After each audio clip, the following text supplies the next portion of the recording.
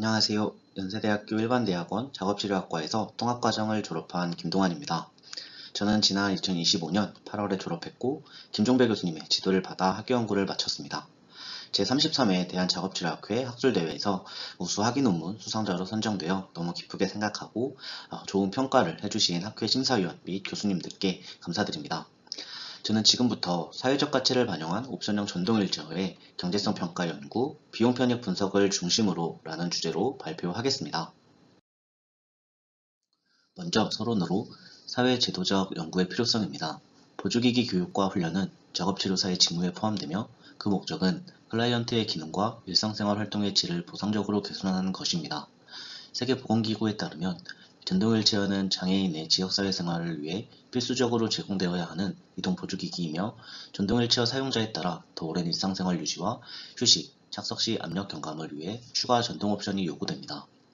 전동휠체어 사용으로 사용자는 남들과 같은 생활이 가능하게 되고 이로 인해 자신감을 느끼며 사회에 통합됩니다. 그렇기에 사용자뿐만 아니라 사회에도 전동휠체어의 사용은 다양한 가치를 제공한다고 할 수 있습니다. 이를 위해 사용자마다 전동휠체어의 사용 목적과 필요한 기능이 다양하므로 사용자 경험에 기반하여 전동휠체어 사용을 인한 가치를 파악하는 것이 중요합니다. 국내 장애인 보조기기는 6개 부에서 10개 사업으로 사용자에게 지원되고 있으며 그중 전동휠체어는 6개 사업을 통해 지원되고 있습니다. 그중 보건복지부의 전동휠체어 지원 정책은 대표 역할을 하고 있으며 국민건강보험공단에 의해 운영됩니다. 한편 국민건강보험공단은 2023년부터 전동휠체어 품목 세분화와 기준금액을 증액하였으나 시장 구매금액을 근거함에 따라 적절한 증액이 맞는지 확인하는 것이 필요합니다. 이론적 연구의 필요성입니다. 사회의 한정된 자원 내에서 효율적인 사용을 위해 비용과 결과를 종합적으로 고려하여 최적의 대안을 찾는 방법인 경제성 평가가 활용됩니다. 특히 보건의료 분야에서는 더 나은 대안이 무엇인지 의사결정을 돕는 역할을 합니다. 경제성 분석 방법에는 일반적으로 비용 편익, 비용 효과, 비용 효용 분석이 수행됩니다. 의약품과 보건의료 분야에서 수행된 경제성 평가 연구의 결과 활용은 증가하는 추세이며 이는 발전된 방법론과 지침에 근거하여 객관적이고 일관화된 경제성 평가 수행이 이루어졌기 때문입니다. 한편 장애인 보조기기 분야에 구분된 경제성 평가 지침이나 방법론은 아직 없으며 보건의료 분야에서는 비공식적 의료 비용으로 보조기기의 구매 비용만을 고려하고 있습니다. 본 연구와 관련된 학위 연구를 분석한 결과입니다. 분석 관점에 따라 체계적으로 분석되었으나 재활 서비스나 보조기기로 인해 변화된 가치를 직접 조사하고 측정하여 경제성 평가에 포함하는 것은 제한되었습니다. 이에 따른 본 연구의 목적은 두 가지입니다. 첫째, 전동휠체어 사용으로 기대되는 사회적 비용과 가치를 기반한 경제성 평가를 수행하는 것이며 둘째, 수행된 경제성 평가 결과를 기반으로 의사결정안을 제시하여 전동휠체어 관련 포괄적이고 실용성 있는 정책 수립에 기여하는 것입니다. 연구 방법입니다. 시간 관계상 조금 빠르게 설명하고 넘어가겠습니다. 논문을 참고해 주시거나 메일을 주시면 감사드리겠습니다. 연구 수행 과정은 크게 5단계이며 세부적으로는 6개 과정으로 구성됩니다. 단계 내 연구들은 연세대학교 생명윤리심의위원회 승인을 받고 수행되었습니다. 기초자료를 조사하기 위한 첫 번째 절차는 지침 검토입니다. 경제성 평가 단계 구성 및 단계별 구성 요소를 도출하기 위해 3가지 지침을 검토하였습니다. 두 번째 절차는 분원 고찰이었습니다. 보조공학 관련 경제성 평가 연구에서 고려된 구성 요소를 확인하기 위해 아래 검색어와 검색 엔진을 이용하여 분원을 검색한 후 선별 과정을 거쳐 최종 16편의 논문을 선정하였으며 각 분원의 질적 수준을 평가하였습니다. 경제성 평가 시 선택할 비용, 편익 항목을 도출하기 위한 첫 번째 절차로 사용자 의견 조사를 수행하였습니다. 전동휠체어를 사용하는 지체 또는 뇌병변 장애인 58명을 대상으로 조사하였으며 정량적 자료 분석은 SPSS 프로그램을 활용하였습니다. 다음으로 포커스 그룹 인터뷰를 진행하였습니다. 먼저 전동휠체어 사용자 8명을 대상으로 전동휠체어 사용을 위해 투입된 노력과 비용, 그리고 그로 인해 변화된 경험을 확인하고자 하였습니다. 다음, 병원 또는 보조기기 센터에서 근무해본 보조공학 전문가 8명을 대상으로 근무기관 내에서 전동휠체어 중재식 전문가의 역할과 경험, 그리고 지역사회와 의료 시스템 내에서 고려되어야 할 비용을 확인하고자 하였습니다. 인터뷰는 5단계 질문 유형을 기반으로 진행하였으며 인터뷰 전사 내용에 대해 주제 분석을 수행하였습니다. 항목 초안을 구성하기 위하여 앞서 수행한 연구 결과를 연구자와 작업치료학과 교수 1인이 종합적으로 검토하고 단계와 항목을 구성하였습니다. 경제성 평가 시 선택할 비용과 편익 항목을 도출하기 위한 마지막 절차로 델파이 조사를 수행하였습니다. 조사를 통해 항목 초안에 대한 적합성을 확인하였으며 전자우편을 통해 2차까지 진행하고 5점 리커트 척도로 측정하였습니다.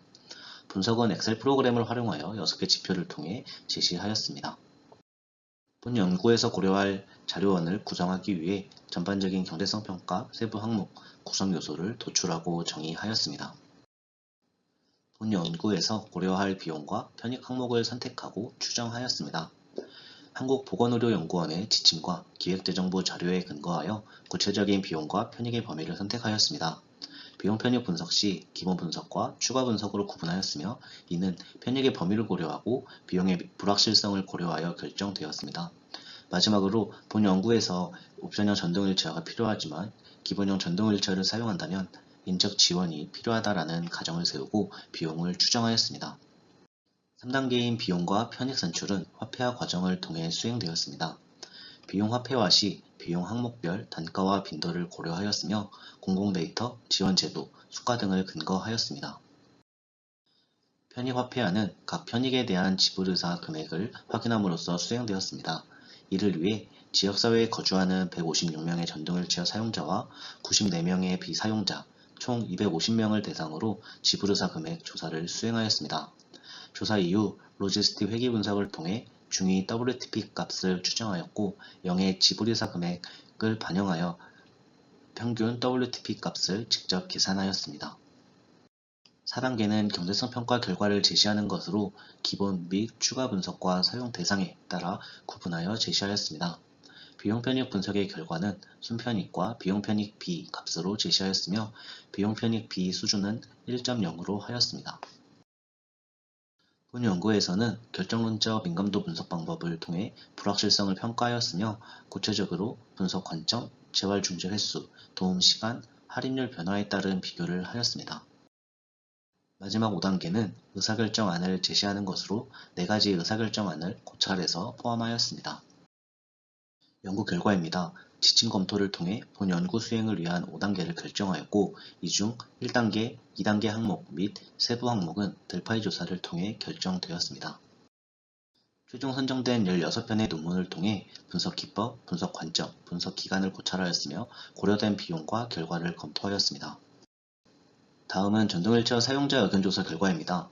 옵션형 전동휠체어 사용자의 부담 비율은 90%로 높았으며 기본형 또는 옵션형 전동휠체어 사용자들은 일상생활, 직업, 여가활동의 변화를 공통으로 경험하였습니다. 추가로 옵션형 전동휠체어의 필요성을 확인한 결과 약 74%의 기본형 전동휠체어 사용자는 전동 옵션이 필요한 것으로 확인되었습니다. 전동휠체어의 주 사용 목적은 현재의 건강 상태를 유지하고 보호하는 목적이었으며 전동휠체어 사용으로 얻게 된 편익은 삶의 질 개선, 독립적인 생활, 직업 또는 여가활동의 유지였습니다.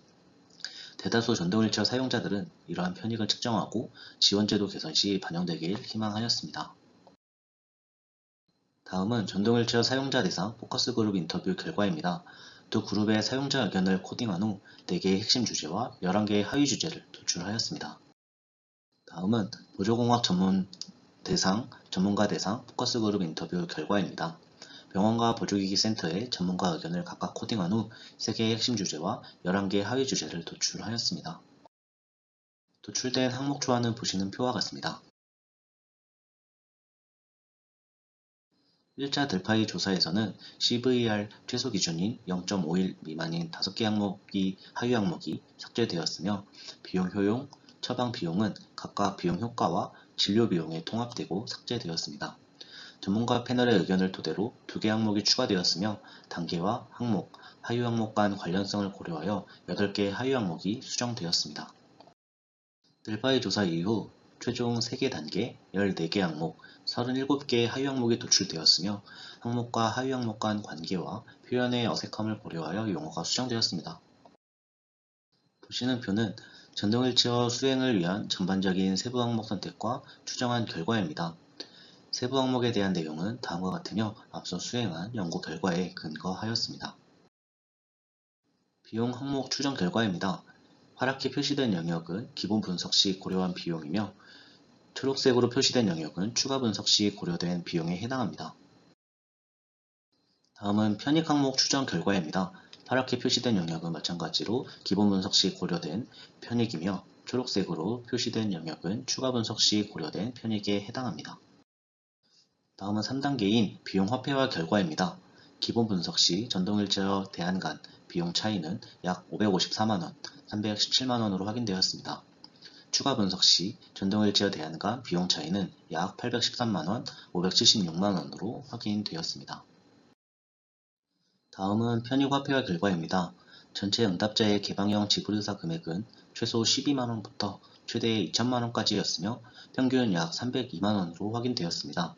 이에 따라 극단값을 제외한 50% 응답자의 지불의사 금액을 확인한 결과 최소 100만원부터 최대 450만원까지였으며 평균 214만원으로 확인되었습니다.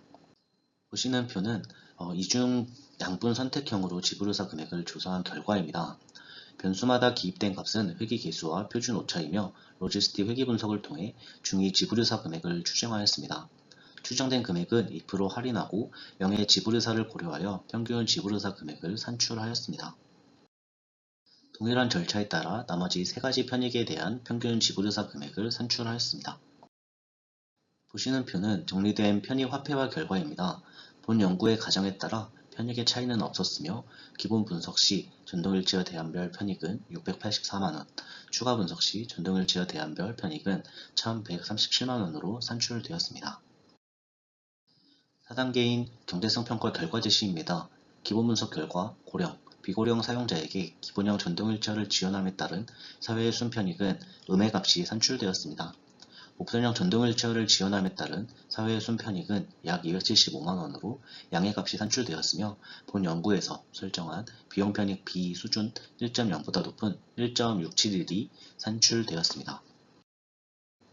추가 분석 결과 역시 고령, 비고령 사용자에게 기본형 전동휠체어를 지원함에 따른 사회의 순편익은 음해값이 산출되었습니다. 옵션형 전동휠체어를 지원함에 따른 사회의 순편익은 약 264만원으로 양해값이 산출되었으며 비용편익비는 1.302로 본 연구에서 설정한 비용편익비 수준이 1.0보다 높게 산출되었습니다. 다음은 불확실성 평가에 관한 결과입니다. 사용자 관점에서 전동휠체어 지원을 받아 사용자가 구매하는 것은 비용 대비 편익이 큰 것으로 확인되었습니다. 한편 할인율 변화에 따른 비용 편익비의 변화는 크지 않았습니다. 교육 및 훈련 횟수 변화에 따른 순편익과 비용 편익비의 변화 역시 크지 않았습니다. 한편 도움시간 변화에 따른 결과에서 도움시간이 완전히 제거된다면 고령 여부와 관계없이 기본형 전동휠체어를 사용자에게 지원하는 것은 비용 대비 편익이 큰 것으로 확인되었습니다. 다음은 기본 분석 결과에 따른 의사결정안입니다. 앞서 추정한 대상자 집단 대 고령, 비고령 사용자 인구의 순편익을 대입하여 산출한 결과는 다음과 같습니다. 추가 분석 결과에 따른 의사결정안입니다. 앞서 추정한 대상자 집단 대 고령, 비고령 사용자 인구의 순편익을 대입하여 산출한 결과는 다음과 같습니다. 기본 분석과 추가 분석 모두 2024년 기준 정부 지원을 통해 구매할 수 있는 전동휠체어 기본형과 옵션형의 평균 가격에 기반하였기에 현실적인 분석 결과라고 사료됩니다. 다음은 불확실성 결과에 따른 의사결정안입니다. 분석 관점에 따른 변화를 확인한 결과 사용자 관점에서 지원을 통한 전동휠체어 구매는 기본형과 옵션형 전동휠체어 모두 비용 대비 편익이 컸으며 이는 고령 장애인에게 전동휠체어 지원이 비용 효과적이라는 연구에 더하여 비용 대비 편익 또한 있다는 것을 확인하는 연구 결과입니다. 한편 전동휠체어 구매 가격은 급여 가능한 제품에 기반하였기에 향후 시장에서 판매되고 있는 하이엔드 전동휠체어의 구매 가격을 반영한 연구도 추가로 필요하다고 사료됩니다. 다음은 사회적 편익을 기반한 경제성 평가의 필요성입니다. 첫째, 전동휠체어의 특수성에 대해 고려를 하여 개인의 편익과 사회의 편익을 함께 고려하는 것이 사회에 적절한 태도일 것입니다. 둘째, 전동휠체어 사용 목적에 대한 고려를 통해 전동휠체어 사용자에게 전동휠체어는 이동뿐만 아니라 개인에게 의미 있는 활동을 찾거나 할 수 있는 기회를 제공한다는 점과 의료기기로서 의료적인 목적만을 갖는 것이 아닌 사회적인 목적이 있다는 점을 고려해야 합니다. 다음은 일반화의 가능성입니다. 선행 연구와의 비교이며 본 연구의 전체 응답자는 관련 분야에서 선행된 연구와 비교하여 상대적으로 부족한 표본이며 그로 인해 일반화와 하위그룹별 비교가 제한되는 제한점이 있습니다. 이에 따른 본 연구의 한계점입니다. 첫째, 본 연구에 포함된 일부 중재는 현재 제도상 필수가 아니며 전동휠체어 사용으로 인한 모든 편익이 충분히 반영되지 않았을 수 있습니다. 둘째, 지불의사 금액 조사에서는 편익 간 상호 영향 가능성, 표본 수의 한계로 인한 일반화 어려움, 동일한 초기 제시금액 사용에 따른 영향이 존재할 수 있습니다. 그럼에도 본 연구의 의의는 첫째, 국내 보조공학 분야에서 경제성 평가의 절차와 요소를 체계적으로 도출하고 이를 실제 적용한 연구입니다. 둘째, 전동휠체어 사용으로 인한 사회적 편익을 도출하고 이에 대한 사회 구성원의 인식을 조사하였습니다. 셋째, 사회적 관점에서 전동휠체어 지원의 타당성을 뒷받침할 수 있는 정책적 의사결정 근거를 제시하였습니다. 경청해 주셔서 감사드리고 다시 한번 관심 가져 주셔서 감사합니다. 혹시 질문이 있으시다면 메일을 보내주시면 되겠습니다. 이상으로 발표 마치겠습니다.